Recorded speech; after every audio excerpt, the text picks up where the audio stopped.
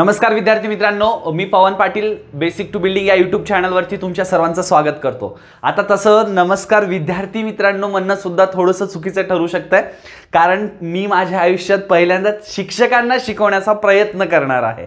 ठीक आहे, तर कारण बघा, आपण जो टॉपिक घेऊन मी आलोय तर काय, शिक्षक अभियोग्यता व बुद्धिमत्ता चाचणी या परीक्षेसाठीचा सिलेबस आपण बघायला आजपासून सुरुवात करतोय।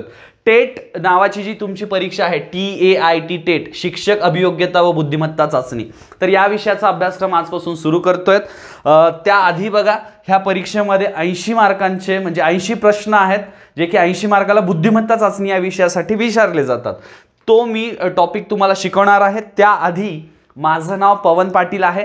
मी शिक्षक नाही आहे, तर मी इंजिनियर आहे, पण ॲक्सिडेंटल टीचर आहे। ओके, तर सध्या मी अनअकॅडमीवरती प्लस व्हेरीफाईड एज्युकेटर म्हणून गणित आणि बुद्धिमत्ता चाचणी हा विषय शिकवतोय। त्याच्या पुढे बघा, जी तुमची टेटची परीक्षा आहे त्याच्याबद्दल थोडंसं सांगतो। तसं तुम्हाला सर्वांना बरंच माहिती असेल। ओके, तर ही जी काही परीक्षा आहे तुमची टेटची, त्याच्यामध्ये टोटल तुम्हाला म्हणजे मी तसं मिक्स करून 8 विषय असं ठरवलेत। आता 8 पेक्षा जास्त विषय आहेत, ते कसं तेही सांगतो। तर त्याआधी बघा, मानसशास्त्र अभियोग्यता असेल, मराठी, इंग्लिश, विज्ञान, सामान्य ज्ञान, गणित आणि बुद्धिमत्ता चाचणी। आता हा जो सामान्य ज्ञान विषय लिहिलाय, या सामान्य ज्ञान मध्ये इतिहास, भूगोल, मग कधी म्हणजे 1-2 प्रश्न इकॉनॉमी असेल, पॉलिटी असेल, करंट अफेअर्स, सगळं काही याच्यामध्ये येत आहे। आणि हा सामान्य ज्ञान आणि विज्ञान याच्यामध्ये फरक असा आहे, हा विज्ञान म्हणजे आपला फिजिक्स, केमिस्ट्री, बायोलॉजी म्हणजे सायन्स जो काही आहे तो सायन्स झाला, आणि सामान्य ज्ञान, ओके, जनरल सामान्य ज्ञान ज्याला आपण म्हणतो, तर ते आहे ते। ओके, तर याच्याबद्दल मी तेवढं काही बोलणार नाही तुम्हाला। आता ॲक्च्युली विज्ञान पण मी शिकवू शकतो, पण सध्या आपण सगळ्यात जास्त फोकस जो काही आहे बुद्धिमत्ता चाचणी, ओके, रिझनिंग वरती असणार आहे, जो की तुम्हाला 80 मार्काला विचारला जातो परीक्षेमध्ये। आणि गणित जो काही विषय आहे, ओके, तो 30 मार्काला विचारला जातो। आपण आधी सुरुवात बुद्धिमत्ता चाचणीपासून करूया, जसं आपल्याला वेळ भेटेल, जसं तुमच्या म्हणण्यानुसार जर वेळ पडलीच तर आपण गणिताला सुद्धा सुरुवात करूयात। आता पुढे जाण्याच्या आधी बघा, थोडंसं या परीक्षेबद्दल जरासं बोलावं असं मला वाटतंय। तर सगळ्यात आधी टेटची जी काही परीक्षा आहे तुमची, 200 प्रश्न आणि 200 मार्काला विचारले जात आहेत। म्हणजे प्रत्येक प्रश्न 1 मार्काला आहे। यामध्ये निगेटिव्ह मार्किंग सिस्टीम नाहीये, म्हणजे तुम्ही गोळी जरी मारलात तर एखाद्या वेळेस देवाच्या पुण्याने मार्क भेटू शकतो आणि एखाद्या वेळेस मार्क जाऊही शकतो, पण निगेटिव्ह नाहीये। ओके, त्याच्यामुळे 200च्या 200 अटेम्प्ट करू शकतात। पण बघा, 200 प्रश्न जे काही आहेत, आता बरेच जण असं म्हणतात की 2017चा जो काही पेपर होता, म्हणजे 2017ला या आधी टेट झाली होती, तर 2017चे पेपर फार सोपे होते वगैरे असं तसं बऱ्याच जणांचं म्हणणं आहे। पण ते कधी, आत्ता ज्यांनी 2017ला पेपर दिलाय त्यांना जर विचारलं तर त्यांना ॲक्च्युअल कंडिशन काय त्या परीक्षेची ते समजेल। सगळ्यात आधी तर ऑनलाईन पेपर देऊन तुमच्यापैकी म्हणजे त्यांच्यापैकी बऱ्याच जणांना माहिती नव्हतं, त्याच्यामुळे ऑनलाईन ते पेपर देतानाही थोडासा प्रॉब्लेम झाला, कारण 200 प्रश्न सुरुवातीपासून शेवटपर्यंत सोडवत गेलं। जर काही प्रश्नांबद्दल कन्फ्युजन असेल तर ते नंतर सोडवेन असा विचार करून सुद्धा पुढे जायला जमत नव्हतं, कारण तेवढं स्क्रोल करत बसणं सुद्धा पॉसिबल नव्हतं। बऱ्याच जणांनी असं सांगितलं, म्हणजे मी जे काही अनुभव सांगतोय, मी परीक्षा दिलेली नाहीये टेटची, पण जे काही माझे मित्र असतील किंवा मी ज्यांच्याशी डिस्कशन केलं की नेमका प्रॉब्लेम काय होता, बऱ्याच जणांना ते स्क्रोल सुद्धा व्यवस्थित करता येत नव्हतं। तसा प्रॉब्लेम तुम्हाला नक्कीच येणार नाही, पण या पण काही गोष्टी आहेत। आणि दुसरी गोष्ट काय माहिती का मित्रांनो, 2 तास म्हणजेच 120 मिनिटामध्ये जेव्हा आपल्याला 200 प्रश्न सोडवायचे आहेत ना, ते थोडंसं टफ असतं। कुठली तरी 10, 15, 20 प्रश्न म्हणजे पाहायची, त्यांची उत्तरं सांगायची आणि म्हणायचं की हां पेपर सोपा होता, ती गोष्ट वेगळी आहे। पण ॲक्च्युअल तुम्ही 2 तास बसून जर तो पेपर पूर्ण सोडवत असाल आणि त्याच्यानंतर जर म्हणत असाल की बाबा हां तो पेपर सोपा होता, तर गोष्ट वेगळी आहे। ओके, बाहेर बसून हा चल ह्या बॉलला 6 मार, या बॉलला 4 मार असं म्हणणं, कॉमेंट्री करणं बाहेर बसून सोपं असतं, पण ॲक्च्युअल पिचवर जे गेले होते तिथं त्यांचा अनुभव थोडासा वेगळा आहे। आपण प्रयत्न करूयात की त्यांचं सुद्धा एखादं म्हणजे सगळ्यांना एकत्र बसून 5-6 लोक जे आता सध्या शिक्षक म्हणून काम करतात, ओके, तर तसं काही लेक्चर ठेवता आलं तर ते बघूयात। तर सध्या सगळं बाजूला ठेवून आपण काय करूयात की बुद्धिमत्ता चाचणी या विषयाचं म्हणजे आजचं लेक्चर हे असणार आहे, जे आपला 80 मार्काचा विषय आहे। या 80 मार्कामध्ये नेमके कोणते टॉपिक विचारले जातात, जे काही टॉपिक आहेत त्यांना 30 टॉपिकमध्ये म्हणजे 30 टॉपिकमध्ये मी डिवाइड केलेलं आहे। तुमचे जे काही 33 प्रश्नपत्रिका आहेत ओके, टेटचे 2017 झालेले. तर त्या 33 प्रश्नपत्रिकांचा अनालिसिस करून 30 टॉपिकमध्ये मी त्या सर्व प्रश्नांना डिव्हाइड केलेलं आहे. तर ते 30 टॉपिक नेमके कोणते आहेत ते आपण आज बघणार आहोत. ओके, तर बघा, सगळ्यात आधी तर आतापर्यंत म्हणजे सुरुवातीला जेव्हा असं समजलं की फेब्रुवारीच्या एंडिंगला किंवा मार्चच्या पहिल्या वीकमध्ये परीक्षा होईल, मग बरेच जणांनी अभ्यास सुरू केला असेल आणि आत्तापर्यंत कदाचित मग ते थोडासा तुमचा अभ्यास असेल किंवा तो तुमचा जोश असेल जरासा मंदावला असेल.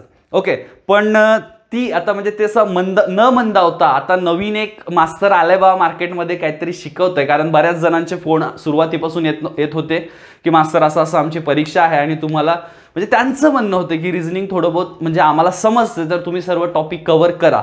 तर तेव्हा ॲड आल्यानंतर बऱ्याच जण म्हणजे जोशमध्ये असेल. आता थोडंसं मग जे काही प्रकरण घडतंय सध्या की ते टीईटीची जी परीक्षा झाली, पेपर फुटला होता वगैरे ज्या बातम्या आहेत, त्याच्यामुळे मग परीक्षा होईल न होईल हे सगळं संभ्रम. आता त्याच्याबद्दल मी काही सांगणार नाही कारण मला तेवढी त्याच्याबद्दल काही माहिती नाही. पण जो तुमचा सिलेबस आहे आणि तुम्ही परीक्षेमध्ये मार्क कसं घेऊ शकतात ह्याच्याबद्दल जास्तीत जास्त माझं बोलणं असेल.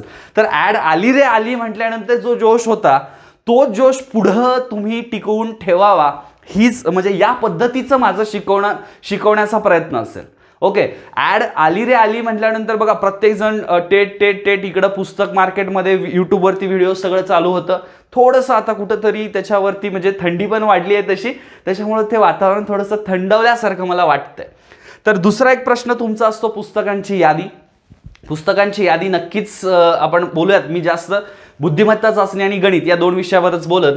तर बघा, पुस्तकांची यादी नक्कीच सांगेन, पण त्याआधी मला काय येतंय म्हणजे बघा, कोणतीही परीक्षेची जर पुस्तकं तुम्ही घेत असाल तर ते पुस्तक घेत असताना म्हणजे मला काय येत आहे. तर समजा बरेच विद्यार्थी अशा आहेत, विद्यार्थी म्हणण्यापेक्षा तुम्ही सर्वजण शिक्षक आहात.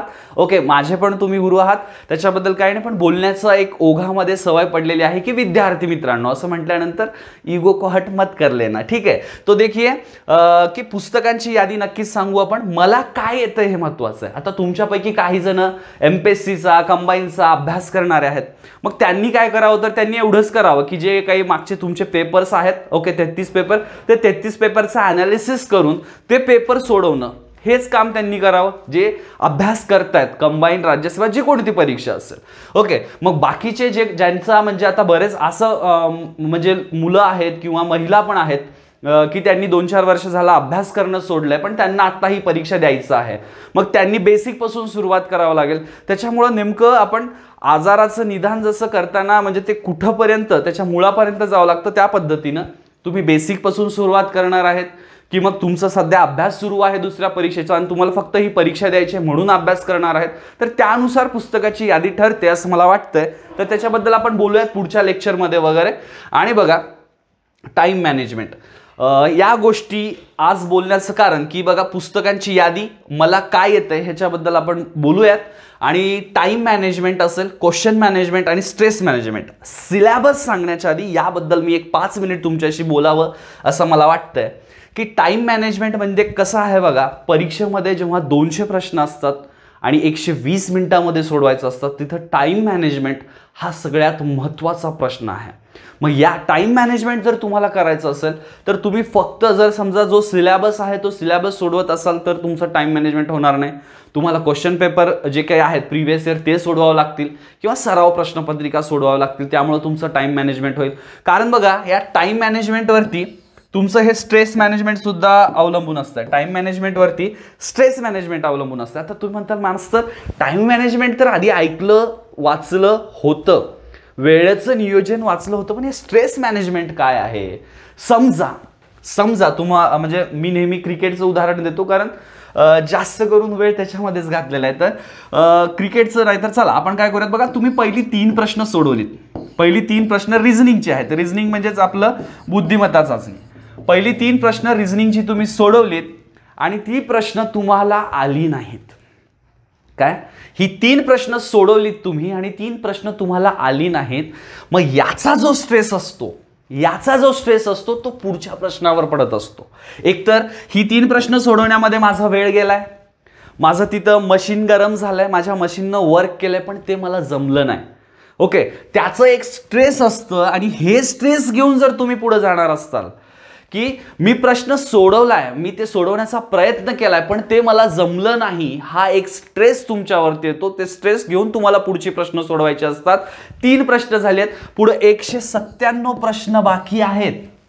तर हे स्ट्रेस मॅनेजमेंट. आता बघा, जर 50 क्वेश्चनचा पेपर असेल किंवा 100 प्रश्नांचा पेपर असेल तरी ठीक आहे, 100 प्रश्नांचा पेपर ठीक आहे, पण 200 प्रश्नापर्यंत हे स्ट्रेस मॅनेजमेंट जे आहे ना, अतिशय महत्त्वाचा फॅक्टर आहे. जर प्रश्नाचं उत्तर आलं, आपण सॉल्व्ह केलं, प्रश्नाचं उत्तर आलं, लगेच आपल्याला आनंद होतो, आपला कॉन्फिडन्स वाटतो.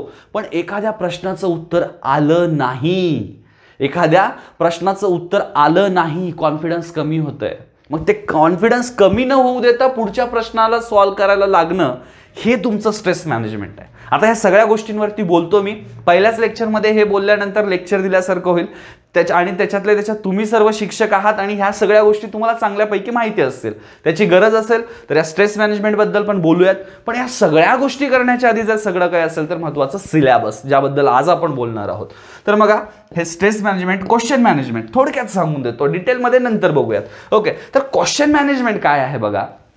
एक 10 किंवा 20 प्रश्नापैकी एक प्रश्न असा असतो ना की त्याला तुम्ही नाही सोडवलं तरी चालतंय.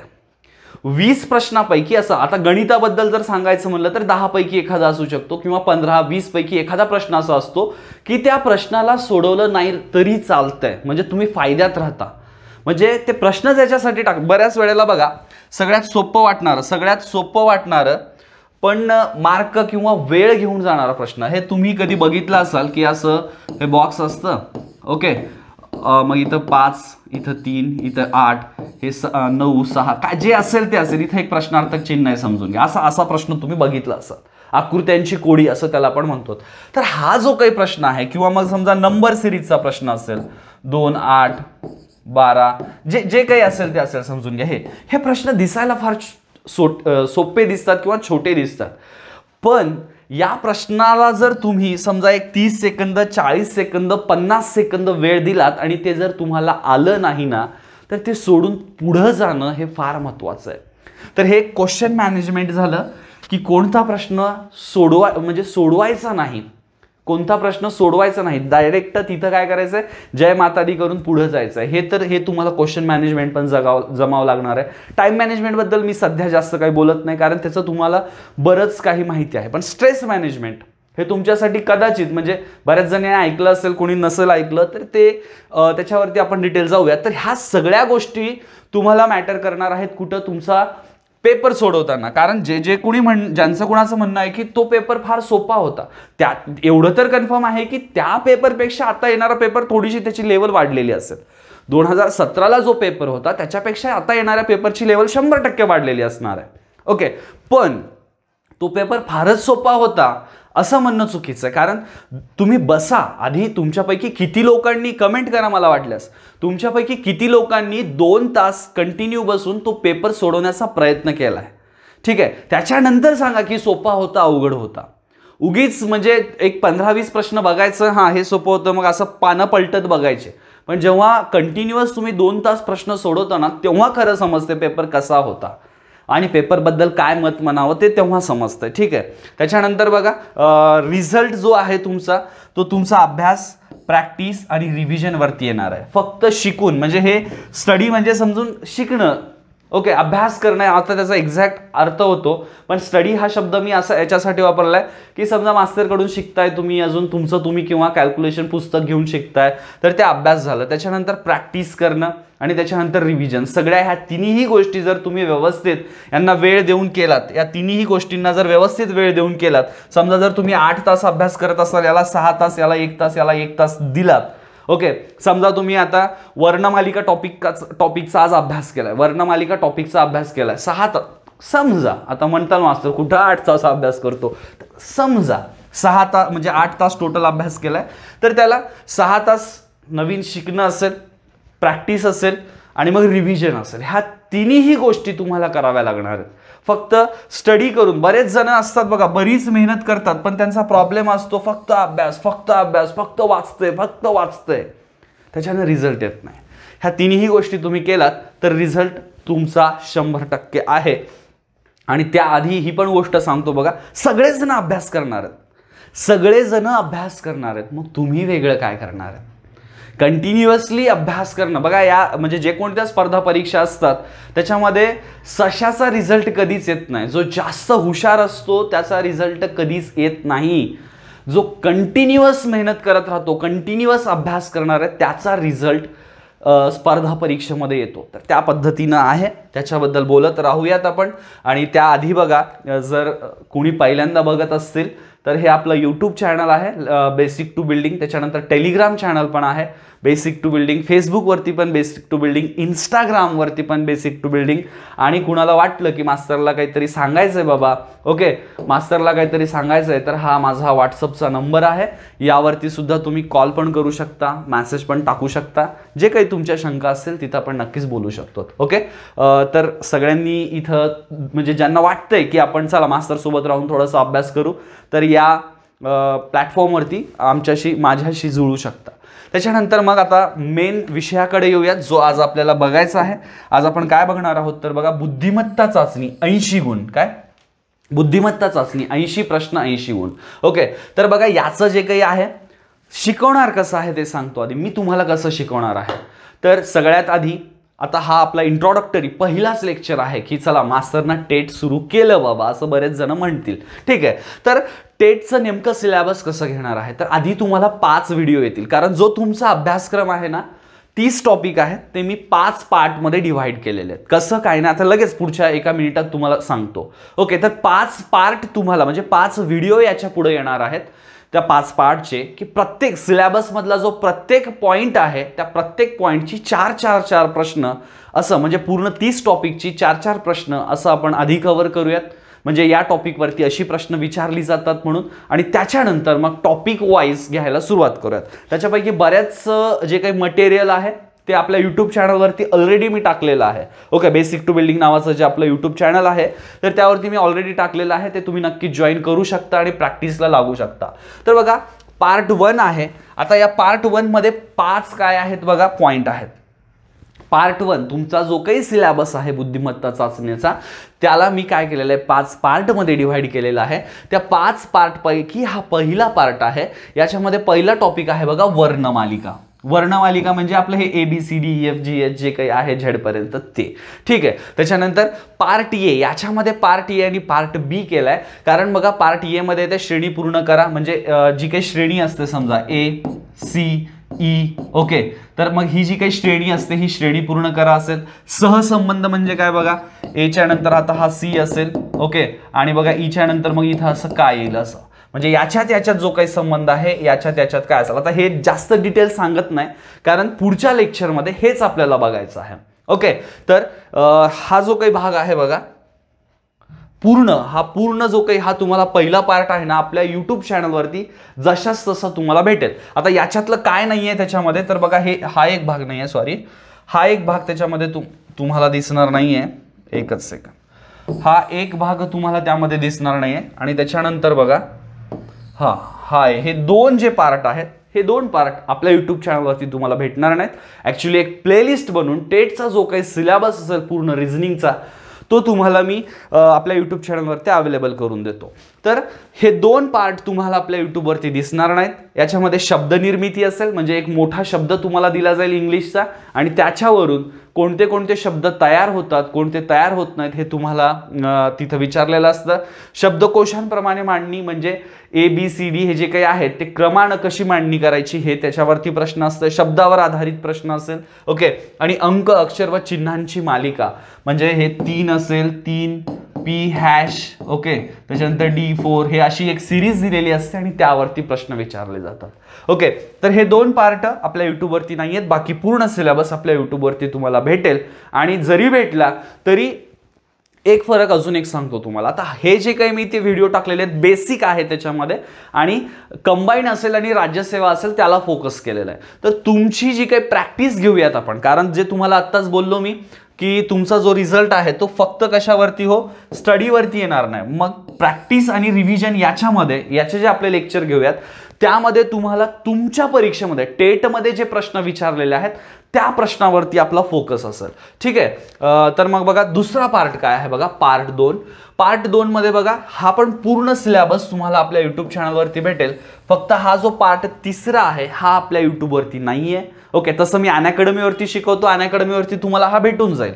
तिकडं नाही पण तुम्हाला जावं वाटलं तरी आपल्या इथंच म्हणजे तुमच्या फक्त खास स्टेटसाठी हा पण टॉपिक तुम्हाला कव्हर करून देतो.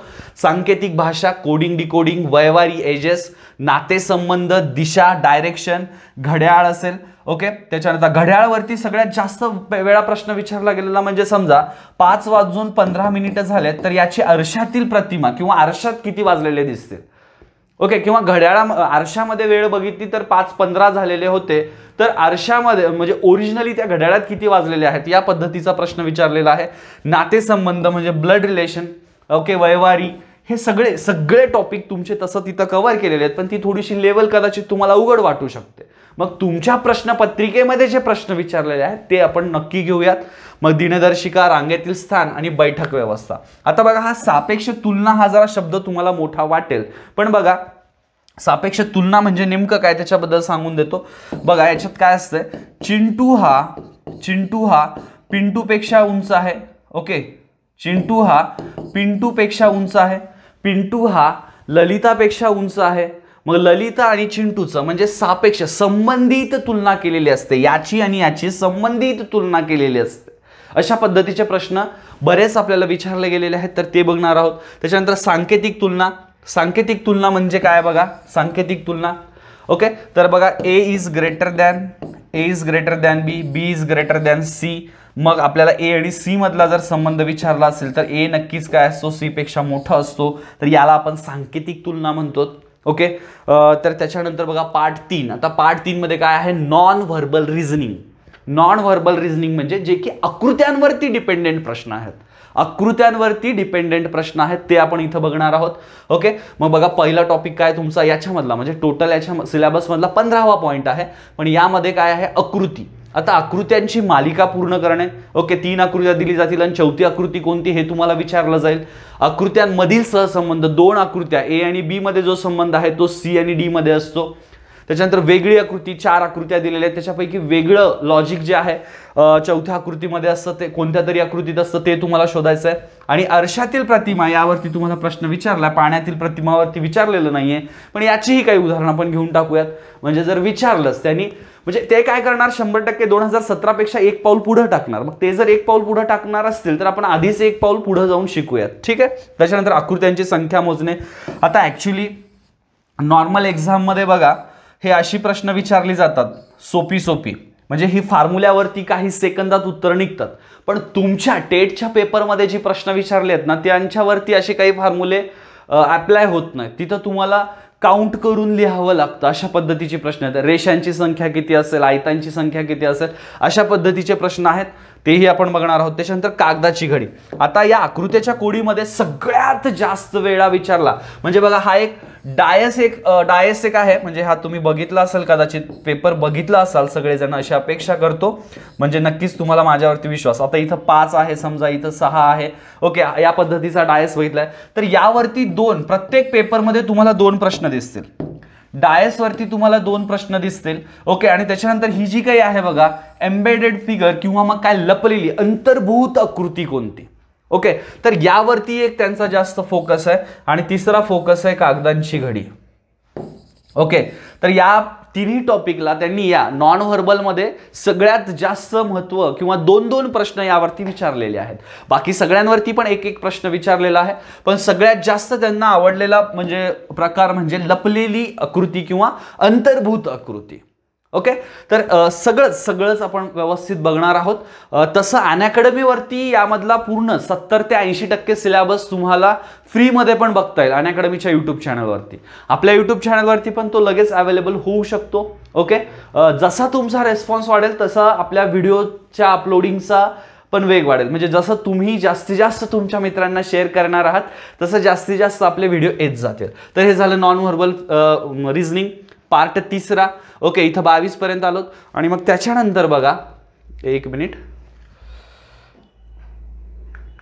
ओके, त्याच्यानंतर बघा तार्किक क्षमता. तार्किक क्षमतामध्ये तुम्हाला सगळ्यात म्हणजे या प्रकारावरती 2 प्रश्न विचारलेले आहेत. म्हणजे एक विधान दिलेलं आहे आणि त्याला रिलेटेड तार्किक असे 4 विधानं दिलेले आहेत. मग त्या मेन विधानाला, मुख्य विधानाला 2 विधानं फॉलो करतात. ओके, 2 विधानं फॉलो करतात. बघा, प्रमुख विधान व तार्किक दृष्ट्या निगडीत विधान. म्हणजे एक प्रमुख विधान दिलेलं आहे आणि 4 विधानं खाली दिलेली आहेत. तर या विधानाला फॉलो करणारी 2 विधानं कोणती, अशा पद्धतीचा प्रकार आहे. प्रत्येक पेपरमध्ये 2-2 प्रश्न त्यावरती विचारलेले आहेत. त्याच्यानंतर विधान आणि निष्कर्ष, विधान कारणे, विधान कृतीचा कोर्स. जर तुम्ही पेपर ॲनालिसिस केलं असेल तर 100% तुम्ही हे प्रश्न बघितले असतील. पुढच्या लेक्चरमध्ये आपण हेच म्हणजे प्रत्येक प्रकारावरती 4 प्रत्येक प्रकारावरती 4 क्वेश्चन्स बघणार आहोत. ठीक आहे, हे फक्त इंट्रोडक्टरी लेक्चर आहे. कारण बऱ्याच जणाला कसं असतं, डायरेक्टली क्वेश्चन घेतलं तरी म्हणतात मास्तर सिलेबस सांगितला नाही, मास्तर परीक्षेबद्दल काय बोलला नाही. त्याच्यामुळं कसं आहे, सुरुवातीपासून सुरू केलेलं थोडंसं बरं असतंय, म्हणून मग आपलं हे पण सांगावं म्हणलं. मग त्याच्यानंतर बघा, शब्दांची तार्किक क्रमानुसार मांडणी. काय, शब्दांची तार्किक क्रमानुसार मांडणी. समजा आता इंग्लिश असतात, मराठी पण असतात. साधा जर असं आपण म्हटलं